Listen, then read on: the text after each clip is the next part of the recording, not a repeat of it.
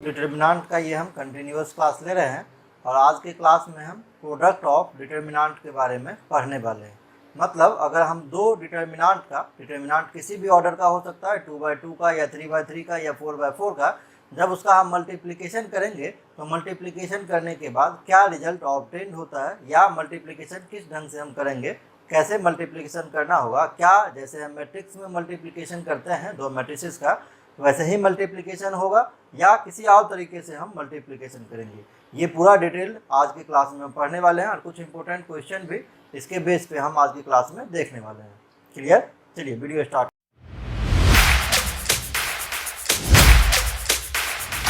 एक डेल्टा 1 दिया हुआ है, A1 B1 C1 A2 B2 C2 A3 B3 C3, ये रो वाइज लिख रहे हैं। क्लियर? और डेल्टा 2 जो है ये मान लीजिए alpha 1 beta 1 gamma 1 alpha 2 beta 2 gamma 2 alpha 3 beta 3 और गामा 3। ठीक है, ऐसे अगर दो डिटर्मिनेंट मेरे पास दिया हुआ है, जब हम दोनों का मल्टीप्लिकेशन करेंगे तो जैसे आप मैट्रिक्स में करते हैं सेम वैसे ही करेंगे। इधर से रो ले लेंगे, इधर से कॉलम ले लेंगे, तो A1 का किससे हो जाएगा अल्फ़ा 1 से, तो A1 अल्फ़ा 1 प्लस B1 का अल्फ़ा 2 से, तो B1 alpha 2 plus C1 alpha 3। Similarly अब सेकेंड रो का फर्स्ट के साथ करेंगे तो A2 alpha 1 plus B2 alpha 2 plus C2 alpha 3 हो जाएगा। थर्ड का जब करेंगे तो A3 alpha 1 plus B3 alpha 2 plus C3 alpha 3 हो जाएगा। क्लियर? सबके साथ हो गया। अब सेकेंड रो को आप पिक कर, सेकेंड कॉलम को पिक कर लीजिए, यहाँ से तीनों रो के साथ मल्टीप्लाई कीजिए, तो A1 beta 1 plus B1 beta 2 plus C1 beta 3। Similarly A2 beta 1 plus B2 beta 2 plus C2 beta 3 और A3 beta 1 plus B3 beta 2 plus C3 beta 3। अब थर्ड के साथ करेंगे तो A1 gamma 1 plus B1 gamma 2 plus C1 gamma 3। Similarly second के साथ कीजिए A2 gamma 1 plus B2 gamma 2 plus C2 gamma 3। Third के साथ करेंगे तो A3 gamma 1 plus B3 gamma 2 plus C3 gamma 3। यह आपका डिटर्मिनेंट हो जाएगा। जैसे मैट्रिक्स में आप मल्टीप्लिकेशन कर रहे थे ठीक उसी ढंग से आप यहाँ भी करेंगे। एक का रो ले लीजिए, दूसरे का कॉलम ले लीजिए। अगर हम इसका कॉलम लेते तो इसका फर्स्ट का रो लेना पड़ता। क्लियर? आई थिंक आपको समझ में आया होगा, मैट्रिक्स में आप इसको पढ़ ही चुके हैं पहले। ये जो क्वेश्चन है इसमें देखिए दो टर्म का मल्टीप्लिकेशन है, फिर प्लस है, फिर दो टर्म का मल्टीप्लिकेशन है, हर में ऐसा ही है। तो यहाँ से आपको एक रफली आइडिया आ गया होगा कि ये जो है दो डिटर्मिनेंट का मल्टीप्लिकेशन है। ठीक है, और दो ही टर्म है, तो तीसरा टर्म बाय डिफ़ॉल्ट है कि यहाँ पे 0 होगा। आप इसको भी पुट कर दीजिए, है ना। नहीं समझ में आ रहा होगा, आई थिंक समझ में आ जाएगा आपको। नहीं समझ में आ रहा, कोई घबराने की बात नहीं है, सारा आपको एक दो क्वेश्चन करेंगे तो आ जाएगा। यहाँ दो टर्म है इसीलिए तीसरा को हमने 0 कर दिया। अच्छा, ये पहला A1 X1 है, तो यहाँ हम A1 ले लेते हैं, यहाँ X1 ले लेंगे। ठीक है, इसको इससे मल्टीप्लाई करेंगे तो A1 X1 हो जाएगा। दूसरा क्या है B1 Y1। क्लियर? अब आप कैसे मल्टीप्लाई करते हैं, तो यहाँ देखिए अगर हम B1 दे देते हैं और यहाँ हम अगर Y1 दे देते हैं, ठीक है, तो क्या हो जाएगा A1 X1 plus B1 Y1। और है ना, तीसरा आगे का टर्म ही नहीं है तो आप इसको ऐसे नहीं लिखिए। ठीक है, आप इसको लिख दीजिए, है ना, ऐसे लिख दीजिए 0 0 0। अब देखिए A1 X1 plus B1 Y1 plus 0 into 0, ये 0 हो जाएगा। क्लियर? ऐसे ही सेकेंड में अगर चलते हैं तो फिर यहाँ से इसका होगा तो क्या होना चाहिए, यहाँ पे है आपका A2 X1, तो अगर हम यहाँ A2 दे दें तो क्या हो जाएगा, यहाँ A2 X1 प्लस क्या है B2 Y1, तो यहाँ B2 हो जाएगा by default. B2 Y1 plus 0 into 0, 0 हो गया। अब यहाँ फिर क्या है A3 X1 है, तो यहाँ A3 होना चाहिए, तभी मल्टीप्लाई करेंगे तो A3 X1 होगा। प्लस B3 Y1 है, तो यहाँ आपको क्या देना होगा B3 देना होगा, है ना। तो A3 X1 plus B3 Y1 plus 0 into 0, 0 हो गया। ये पहला तो कंप्लीट है आपका। चलिए दूसरे पे चलते हैं। a1 x2, a1 अब इस वाले के साथ होना चाहिए तो यहाँ x2 लिखना पड़ेगा, प्लस b1 y2, b1 है तो यहाँ y2 लिखना पड़ेगा। क्लियर, 0 इंटू 0 0, ये भी हो गया, 2 हो गया। अब तीसरे में चलिए, a1 x3 तो यहाँ आपको x3 देना पड़ेगा, b1 y3 तो यहाँ आपको y3 देना पड़ेगा। ये कंप्लीट हो गया आपका। अब हम यहाँ पे क्या देख रहे हैं, एक डिटर्मिनेंट का अगर एक कंप्लीट रो या एक कंप्लीट कॉलम अगर 0 होता है, डिटर्मिनेंट का वैल्यू क्या होता है, 0। पिछले लेक्चर में हम प्रॉपर्टीज में आपको बताए थे। ये हो जाएगा 0 इंटू 0, तो ये हो जाएगा कितना, 0। ऑप्शन नंबर सी आपका सही है। नेक्स्ट जो क्वेश्चन है उसमें आपको हो सकता है कि ऐसे आइडिया नहीं है, या देखिए हम डायरेक्ट आपको बताते हैं। ये भी लग रहा है कि दो डिटर्मिनेंट का मल्टीप्लिकेशन है। यहाँ पे 2z1 y1 z1 दिया हुआ है ना, इसको आप ऐसे लिख लीजिए, y1 z1 plus y1 z1, ठीक है। और इसमें लिख लीजिए y2 z2 plus y2 z2, और यहाँ लिख लीजिए y3 z3 plus y3 z3। दोनों को जोड़ेंगे 2 टाइम्स आ जाएगा, है ना। अब देखिए पहला में सब में देखिए क्या है, y1 है तो यहाँ y1 रखना पड़ेगा। दूसरा में y1 z1 तो यहाँ अगर इससे मल्टीप्लाई करेंगे, ऐसे चलता है ना, ऐसे चलता है डिटर्मिनेंट का मल्टीप्लिकेशन, तो y1 z1 हो जाएगा। क्लियर, प्लस फिर क्या है, फिर प्लस में y1 z1 दिया हुआ है। Clear, y1 z1 plus y1 z1, और हम जानते हैं कि इसका इससे मल्टीप्लिकेशन है, फिर इसका यहाँ से होना है, इसमें भी y1 z1 होना चाहिए। क्लियर, तो अगर हम यहाँ पे y1 दे दें और यहाँ z1 दे दें तो फिर क्या हो जाएगा, y1 z1, और अगला टर्म है ही नहीं तो यहाँ 0 दे देते हैं, यहाँ पे हम 0 दे देते हैं।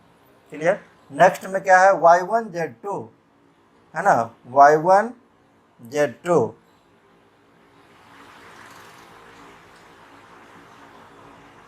ठीक है। नेक्स्ट में है y1 z2 plus y2 z1। अब अगर हम यहाँ पे देते हैं तो ये y2 z1 plus y1 z2 हो गया क्या, देखिए तो y1 z1, ठीक है, पहला वाला y1 z1 plus y1 z1, ठीक है, प्लस 0 इंटू 0 0 हो जाएगा। ये y2 z1, ठीक है, प्लस y1 z2, ठीक है, प्लस 0, ये भी सही है। अब तीसरा है क्या, y1 z3, ठीक है, y1 z3 plus y3 z1, यहाँ पे आप y3 दे दीजिए तो y3 z1, ठीक है। अब यहाँ पे अगर आप z3 दे दीजिए तो कितना हो जाएगा, y3 z1 plus z3 y1 plus 0 into 0 0। ये पहला तो आपको कंप्लीट हो गया। क्लियर, दूसरे पे चलते हैं, y1 z2, यहाँ आप z2 दे दीजिए, y1 z2 plus y2 z1 plus यहाँ पे y2 देना होगा, तब होगा ये y1 z2 plus y2 z1, और यहाँ पे 0 दे दीजिए, 0 इंटू समथिंग, ये 0 ही हो जाएगा। तीसरे पे चलते हैं, y1 z3, y1 तो यहाँ z3 देना होगा, y1 z3 plus y3 z1, यहाँ आपको y3 देना होगा, y3 z1 plus 0 into something, 0 हो जाएगा। इसमें भी क्या देख रहे हैं, कंप्लीट कॉलम 0 है, डिटर्मिनेंट का वैल्यू 0, यहाँ एक कंप्लीट रो 0, डिटर्मिनेंट का वैल्यू 0, 0 इंटू समथिंग, ये 0 आपका आंसर हो जाएगा। चलिए यहाँ पे cos alpha minus beta, cos beta minus gamma, तो एक चीज़ आपको ध्यान रखना पड़ेगा, कॉस ए माइनस बी का फॉर्मूला, तभी ये क्वेश्चन बनेगा। कॉस ए माइनस बी का फॉर्मूला होता है cos A into cos B, अगर यहाँ माइनस है तो यहाँ प्लस साइन ए इंटू साइन बी, और अगर यहाँ प्लस होगा तो यहाँ पे माइनस हो जाएगा। ठीक है, देखिए गलत हो गया, ये ऐसे लिख लीजिए, ये प्लस तो ये माइनस, ये माइनस तो ये प्लस। ठीक है, अब इसी पे इसको तोड़ना पड़ेगा आपको। 1 जो है ना, इसको हम कुछ अभी नहीं लिखते हैं, तो ये हो जाएगा cos alpha cos beta plus sine alpha sine beta, ये है। तो cos alpha cos gamma plus sine alpha sine gamma. Clear, next है तो कॉस बीटा